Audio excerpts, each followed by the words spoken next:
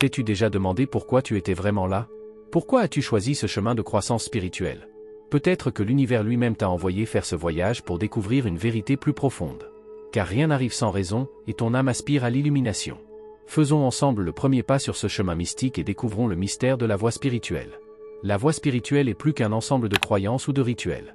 C'est un voyage au cœur de ton être, une découverte des niveaux les plus profonds de ton être.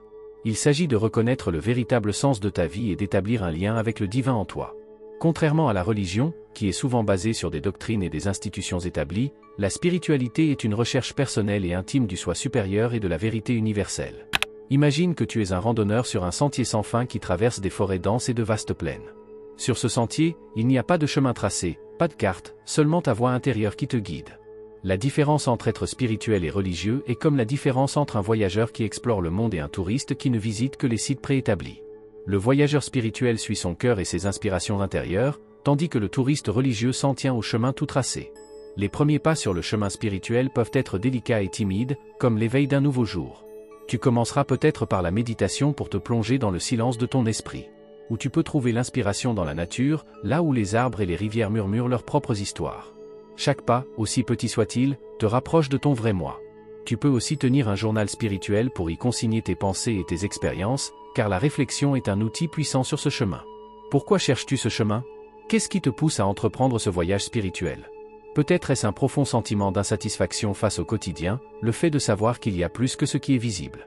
Peut-être es-tu à la recherche d'une paix intérieure, d'un équilibre qui te permette de traverser les tempêtes de la vie. Ou bien tu aspires à une connexion avec quelque chose de plus grand, quelque chose qui transcende ton existence. Nous arrivons maintenant à un point passionnant, ta motivation personnelle est la clé. Elle est l'étincelle qui allume le feu de ton voyage spirituel. Il n'y a pas de bonne ou de mauvaise raison de suivre ce chemin, car chaque âme est unique et chaque chemin est individuel. Ensuite, nous parlerons des défis et des joies qui accompagnent ce chemin. Reste curieux, car l'aventure ne fait que commencer. Maintenant que tu as eu un premier aperçu du chemin spirituel, plongeons plus profondément dans l'un des plus grands défis, le piège d'être constamment gentil. Ce sujet est aussi fascinant que significatif, car il met en lumière une erreur fréquente sur le chemin spirituel. Nous pensons souvent qu'être gentil est synonyme d'être spirituel. Cette conviction est profondément enracinée dans les attentes et les conditionnements sociaux. Dès notre plus jeune âge, on nous apprend que la politesse et la gentillesse sont les plus grandes vertus. Mais cela signifie-t-il vraiment que l'on doit toujours se renier soi-même pour plaire aux autres? Dans les cercles spirituels, la gentillesse est souvent assimilée à une conscience élevée, comme si le fait de supprimer ses propres besoins et de mettre constamment son moi de côté permettait d'atteindre un état spirituel supérieur. Mais la vérité est plus complexe. La société nous a conditionnés à croire que nous devons toujours être gentils pour être acceptés et aimés. Ce conditionnement commence dès l'enfance et se poursuit tout au long de la vie. Les parents, les enseignants et même les amis attendent de nous que nous soyons conformes et gentils, même si cela implique d'ignorer nos propres désirs et limites. Ces attentes sont souvent transmises inconsciemment et renforcent la pression pour se conformer. Les limites de la gentillesse et ses inconvénients deviennent rapidement évidents lorsque l'on se surprend à dire « oui » à plusieurs reprises alors que son moi intérieur crie « non ». Être gentil peut t'amener à te perdre toi-même, à négliger tes propres besoins et finalement à rester dans un état d'insatisfaction intérieure. Un exemple de la vie quotidienne pourrait être une situation dans la vie professionnelle où tu fais constamment des heures supplémentaires parce que tu veux répondre aux attentes des autres. Ou dans les communautés spirituelles, où tu as peut-être le sentiment que tu dois toujours être positif et compréhensif, même si tu te sens épuisé et épuisé intérieurement. Pense à un enseignant spirituel qui attend de ses élèves qu'ils soient toujours polis et prêts à rendre service. Ces élèves pourraient se sentir obligés de mettre de côté leurs propres besoins au profit de l'enseignant ou de la communauté. Alors que cela peut sembler désintéressé à première vue, cela conduit souvent à des conflits internes et à un manque d'expression authentique. Nous arrivons maintenant à un point important. L'authenticité et le souci de soi sont des éléments cruciaux sur le chemin spirituel. Il signifie que tu es honnête avec toi-même et avec les autres, que tu respectes tes propres besoins et que tu poses des limites. Il ne s'agit pas d'un acte égoïste, mais de l'expression de ton véritable moi. Tu n'es pas là pour répondre aux attentes des autres, mais pour vivre ta propre vérité. Ensuite, nous parlerons de l'authenticité et de la manière dont tu peux apprendre à vivre ta propre vérité sans te laisser limiter par les attentes des autres. Reste attentif et laisse-toi entraîner plus loin dans les secrets du chemin spirituel. Après avoir reconnu le piège de la gentillesse permanente, il est temps d'explorer la véritable signification de l'authenticité sur le chemin spirituel.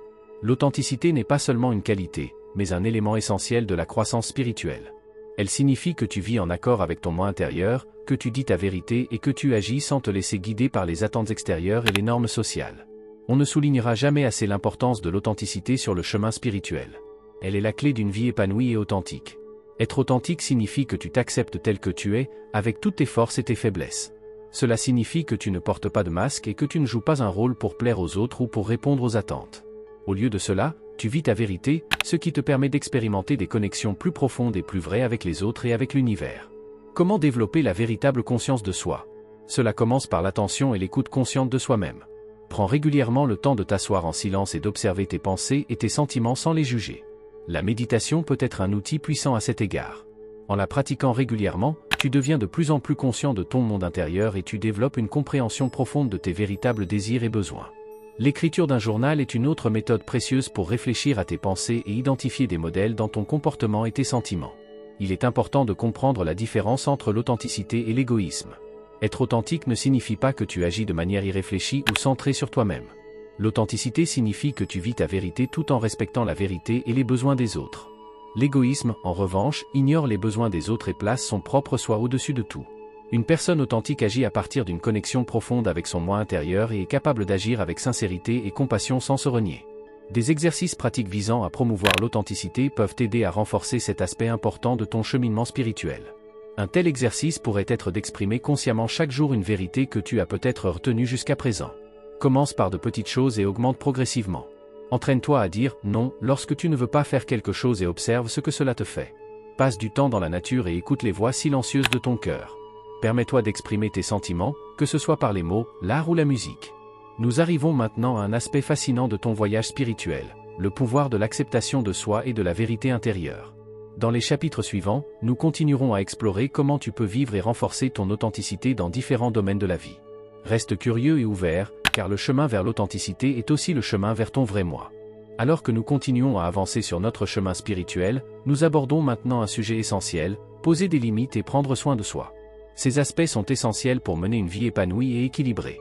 Pourquoi est-il si important de fixer des limites? Les limites sont comme des murs de protection invisibles qui nous empêchent d'épuiser notre énergie et nos ressources.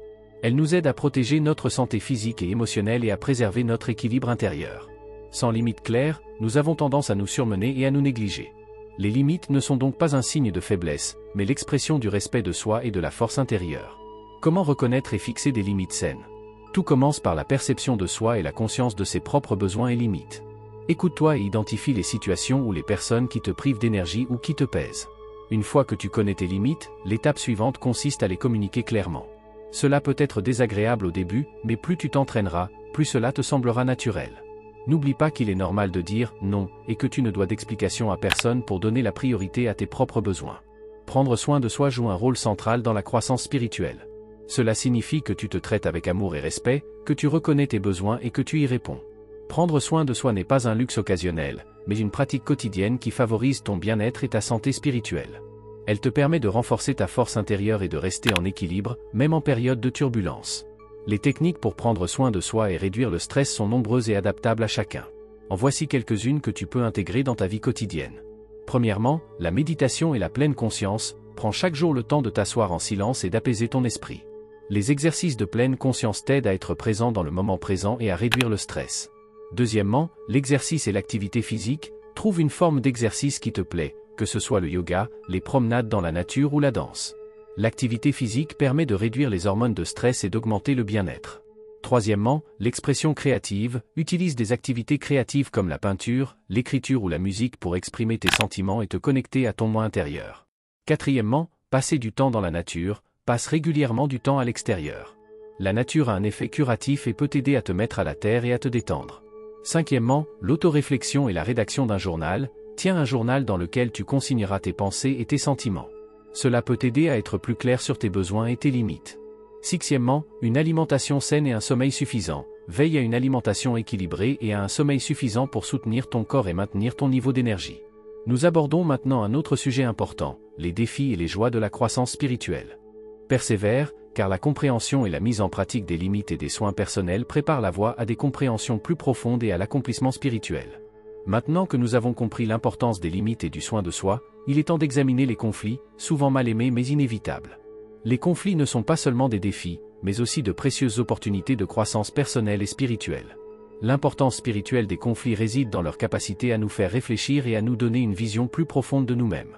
Ils agissent comme des miroirs qui nous montrent nos insécurités, nos peurs et notre part d'ombre les plus intimes. En affrontant ces aspects désagréables, nous pouvons évoluer et nous transformer. Les conflits nous obligent à sortir de nos zones de confort et à explorer de nouvelles façons de penser et d'agir. Comment aborder les conflits de manière constructive? Tout d'abord, il est important d'adopter une attitude ouverte et consciente. Au lieu de voir les conflits comme une menace, considère-les comme des opportunités d'apprentissage. Essaie de comprendre le point de vue de l'autre et écoute activement sans porter de jugement immédiat ni te défendre. Communique clairement et respectueusement ce que tu ressens et ce dont tu as besoin, et sois prêt à faire des compromis. Une résolution constructive des conflits exige de la patience, de l'empathie et la volonté de travailler sur soi-même. Le pardon et l'abandon de la rancœur sont des étapes essentielles dans la résolution de conflits. Pardonner ne signifie pas que tu approuves ou que tu oublies le comportement de l'autre, mais que tu décides de laisser partir la douleur et la négativité qui te lient. En pardonnant, tu te libères toi-même et tu crées un espace pour la guérison et la paix intérieure. Se débarrasser de ces rancœurs est un processus continu qui demande du temps et des efforts conscients. Il peut être utile d'effectuer des rituels de pardon, comme écrire une lettre que tu n'enverras pas ou visualiser comment tu dissous le ressentiment dans l'amour et la lumière. Des exemples tirés de la vie quotidienne et des communautés spirituelles montrent comment les conflits peuvent être utilisés comme opportunités de croissance. Imagine que tu te disputes avec un collègue au sujet d'un projet. Au lieu de t'énerver et de te renfermer sur toi-même, tu cherches le dialogue afin de clarifier les points de vue divergents et de trouver une solution commune. Ou dans une communauté spirituelle, où différentes personnalités et convictions se rencontrent, ici, les conflits peuvent mener à une compréhension plus profonde et à des liens plus forts s'ils sont abordés avec ouverture et respect. Des exercices pratiques de gestion des conflits peuvent t'aider à mettre ces principes en pratique dans ta vie. Premièrement, l'écoute active, entraîne-toi à écouter vraiment l'autre, sans l'interrompre ni le juger immédiatement. Essaie de comprendre les sentiments et les besoins qui se cachent derrière les mots. Deuxièmement, la communication non violente, utilise la technique de la communication non violente pour exprimer clairement tes propres sentiments et besoins tout en respectant ceux de l'autre. Troisièmement, les techniques de respiration et la méditation, utilise les exercices de respiration et la méditation pour rester calme et centré dans les moments de stress. Cela t'aidera à penser plus clairement et à réagir de manière réfléchie. Quatrièmement, les jeux de rôle, pratique des jeux de rôle dans un environnement sûr afin d'imaginer différents scénarios de conflits et de développer des solutions constructives. Cinquièmement, la réflexion et la tenue d'un journal. Après un conflit, écris tes pensées et tes sentiments. Cela t'aidera à identifier des modèles et à tirer des leçons de la situation. Nous arrivons maintenant à un autre aspect fascinant de ton cheminement spirituel, le courage d'être honnête et la manière dont il peut transformer ta vie et tes relations. Reste curieux et ouvert, car le voyage vers la vérité intérieure est riche en découvertes et en connaissances. Dans notre quête progressive de croissance spirituelle, nous nous tournons maintenant vers l'un des outils les plus puissants sur ce chemin, l'honnêteté. Le courage de l'honnêteté a un pouvoir de transformation et peut changer ta vie de manière profonde. Le pouvoir de l'honnêteté dans la vie spirituelle ne peut pas être sous-estimé. L'honnêteté est le fondement sur lequel se construit la véritable pratique spirituelle. Elle est la lumière qui perce l'obscurité de nos tromperies et de nos mensonges à nous-mêmes.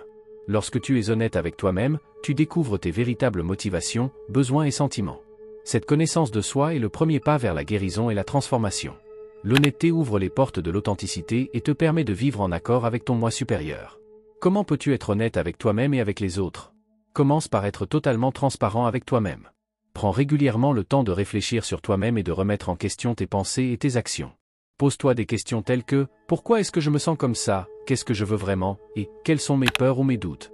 Sois prêt à accepter des vérités désagréables, car elles sont la clé de la liberté intérieure. L'honnêteté envers les autres exige le courage d'exprimer ta vérité, même si cela est inconfortable. Cela implique de ne pas porter de masque et de ne pas jouer un rôle pour répondre aux attentes des autres. Le rôle de l'honnêteté dans les relations est d'une valeur inestimable.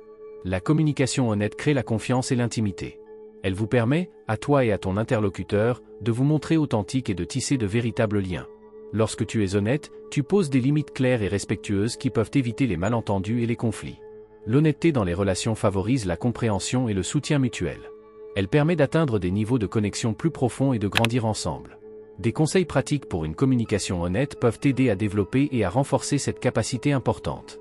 Premièrement, sois présent, veille à être dans le moment présent lorsque tu parles aux autres. Concentre-toi sur la conversation et écoute activement sans te laisser distraire ou interrompre. Deuxièmement, exprime clairement tes sentiments, utilise des messages à la première personne pour exprimer tes propres sentiments et besoins, plutôt que d'accuser ou de critiquer l'autre. Par exemple, je me sens blessé quand tu. Troisièmement, sois respectueux, être honnête ne signifie pas être blessant ou imprudent. Veille à choisir tes mots avec compassion et respect. Quatrièmement, pratique la patience et la compréhension, les conversations honnêtes peuvent être désagréables, surtout si elles portent sur des sujets sensibles. Sois patient avec toi-même et avec les autres, et donne du temps au processus. Cinquièmement, réfléchis et apprends. Après une conversation honnête, prends le temps de réfléchir. Tu as-tu appris? Comment te sens-tu maintenant? Que pourrais-tu faire différemment la prochaine fois?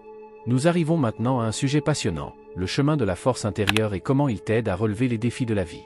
Reste curieux et ouvert, car le voyage vers ton vrai moi est plein de compréhension profonde et de découvertes étonnantes.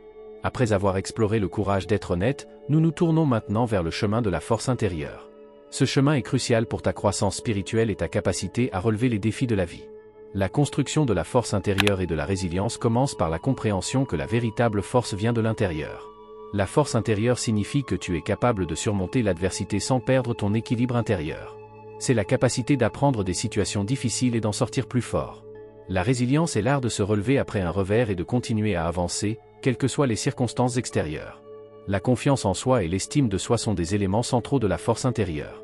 La confiance en soi signifie que tu crois en tes capacités et que tu te crois capable d'atteindre tes objectifs. Elle te donne la force de prendre des risques et de relever de nouveaux défis. L'estime de soi, quant à elle, est la valorisation et la reconnaissance de ta propre valeur et de ton unicité. Elle te permet de t'accepter et de t'aimer avec toutes tes forces et tes faiblesses. Des techniques de renforcement de la force intérieure peuvent t'aider à développer et à consolider ces qualités dans ta vie quotidienne. Premièrement, la méditation et la pleine conscience. La méditation régulière peut t'aider à trouver un calme intérieur profond et une certaine clarté. Les exercices de pleine conscience t'aident à être présent dans le moment présent et à ne pas te laisser submerger par des pensées et des émotions négatives. Deuxièmement, les affirmations positives. Utilise des affirmations positives pour renforcer ta confiance et ton estime de soi. Répète des phrases comme « je suis fort et capable » ou « je mérite amour et respect » pour influencer positivement ton subconscient. Troisièmement, l'activité physique. L'exercice physique, comme le yoga, la course ou la danse, peut favoriser ta force intérieure en réduisant le stress et en améliorant ton bien-être général. Quatrièmement, la visualisation. Imagine-toi régulièrement en train de relever avec succès des défis et d'atteindre tes objectifs. Ces visualisations peuvent renforcer ta confiance en toi et t'aider à te concentrer sur tes points forts. Cinquièmement, prendre soin de soi. Veille à prendre régulièrement du temps pour toi et à te livrer à des activités qui te font plaisir et te détendent. Prendre soin de soi est un élément important de la force intérieure. Les histoires et l'inspiration des enseignants spirituels peuvent apporter un éclairage et un encouragement précieux sur cette voie. Pense à l'histoire de Nelson Mandela, qui a conservé sa force intérieure et sa résilience malgré des années d'emprisonnement et qui est finalement devenu un symbole de liberté et de justice. Ou à Thich Nhat Hanh, le moine vietnamien qui a inspiré des millions de personnes grâce à ses enseignements sur la pleine conscience et la compassion. Une autre figure inspirante est Maya Angelou, qui a transformé son passé douloureux en paroles et en actions puissantes pour donner du courage et de l'espoir aux autres. Son histoire nous rappelle que la force intérieure naît souvent des blessures les plus profondes et que nous avons tous la capacité de nous élever et de briller. Nous abordons maintenant un sujet fascinant, le lien entre la spiritualité et l'intelligence émotionnelle et comment ces deux aspects peuvent aider à mener une vie plus épanouie et plus harmonieuse. Reste curieux et ouvert, car le voyage vers la force et la sagesse intérieure est riche en découvertes et en merveilles. Maintenant que nous avons exploré la force intérieure, nous nous tournons vers un autre sujet profond, le lien entre la spiritualité et l'intelligence émotionnelle. Ce lien est d'une importance capitale pour une vie épanouie et harmonieuse. Le lien entre la spiritualité et l'intelligence émotionnelle réside dans la capacité à comprendre et à gérer ses propres émotions et celles des autres. L'intelligence émotionnelle, QE, est la capacité à percevoir les émotions, à les comprendre et à les utiliser de manière constructive. La spiritualité, quant à elle, se réfère à la recherche d'une connexion plus profonde avec soi-même, les autres et l'univers. Les deux concepts se complètent et se renforcent mutuellement. Un niveau élevé d'intelligence émotionnelle peut approfondir ta pratique spirituelle, tandis que la spiritualité peut t'aider à être plus sensible et conscient de tes émotions. Comment développer l'intelligence émotionnelle? La première étape consiste à prendre conscience de ses propres émotions. Cela nécessite de l'attention et de l'introspection. Prends régulièrement le temps d'observer tes émotions sans les juger.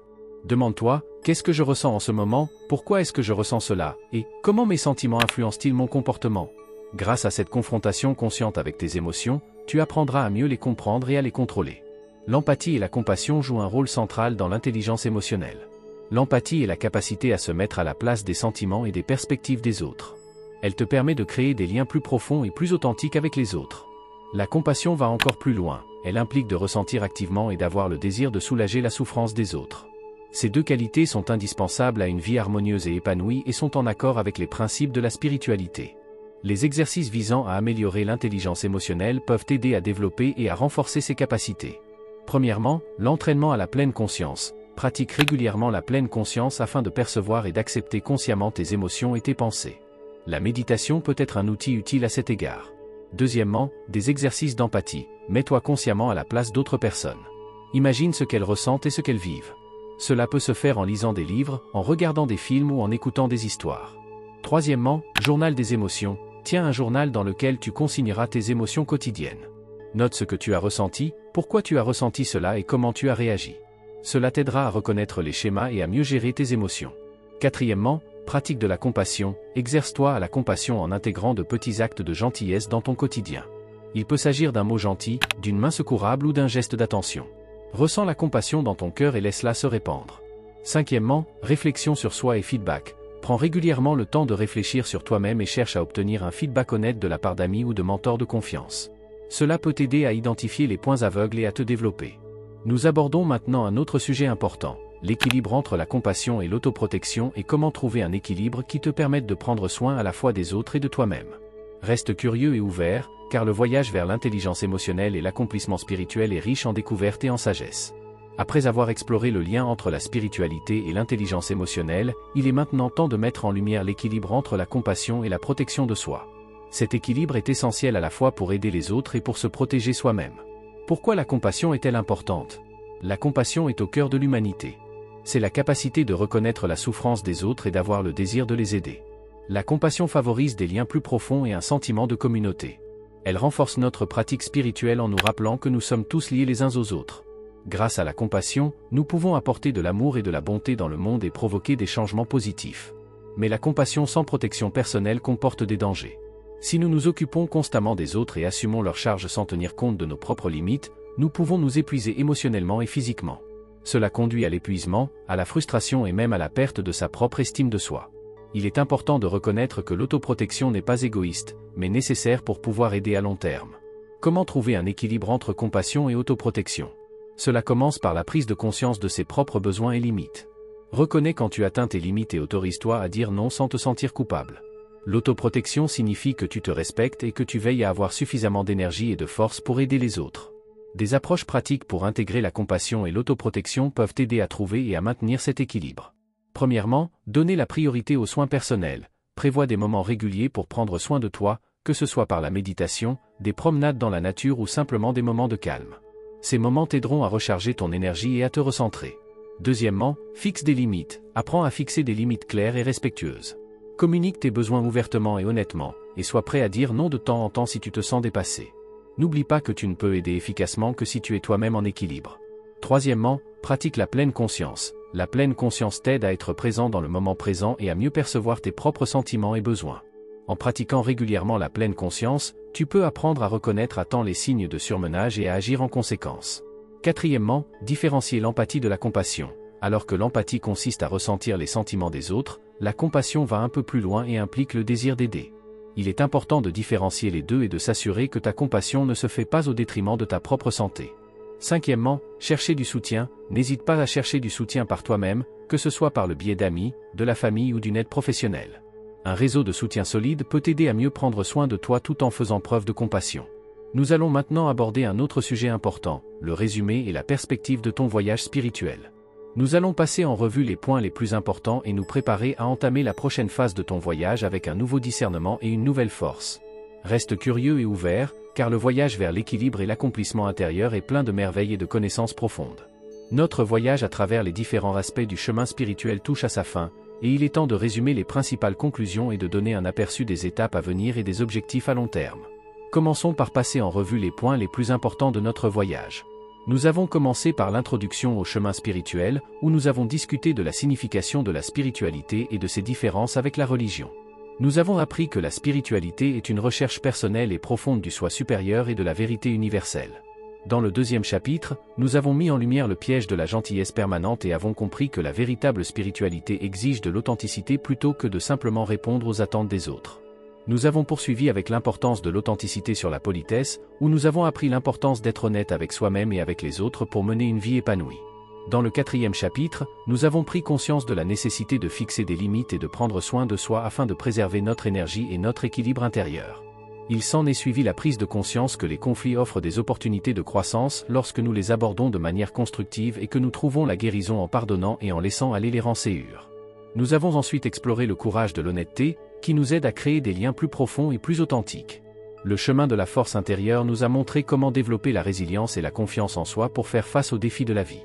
Le lien entre la spiritualité et l'intelligence émotionnelle nous a appris qu'un niveau élevé d'intelligence émotionnelle approfondit notre croissance spirituelle et nous aide à être plus empathiques et compatissants. Enfin, nous avons abordé l'équilibre entre la compassion et l'autoprotection afin de nous assurer que nous prenions soin à la fois des autres et de nous-mêmes.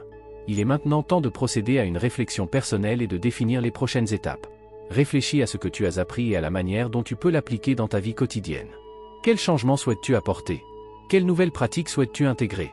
Réfléchis à ton voyage et reconnais les progrès que tu as déjà faits.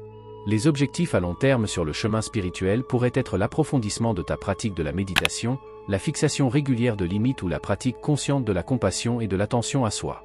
Peut-être souhaites-tu également t'immerger plus profondément dans certains enseignements spirituels ou te joindre à une communauté de personnes partageant les mêmes idées afin de trouver soutien et inspiration. L'inspiration pour la suite du chemin peut provenir de différentes sources. Laisse-toi inspirer par les histoires et la sagesse des enseignants spirituels. Lis des livres, écoute des podcasts ou participe à des séminaires qui favorisent ta croissance spirituelle.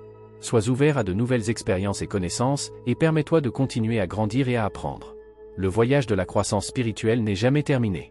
C'est un processus continu d'apprentissage, de guérison et de croissance. Reste curieux et ouvert aux merveilles de la vie, et rappelle-toi que tu n'es jamais seul sur ton chemin. L'univers est rempli de signes et de repères qui te guident et te soutiennent. Maintenant que tu connais les bases et les aspects plus profonds du chemin spirituel, tu es prêt à poursuivre ton voyage avec une compréhension et une force nouvelles. Que ton chemin soit accompagné de lumière, d'amour et d'une profonde paix intérieure. Marche avec courage et ouverture d'esprit, et laisse-toi guider par ta lumière intérieure.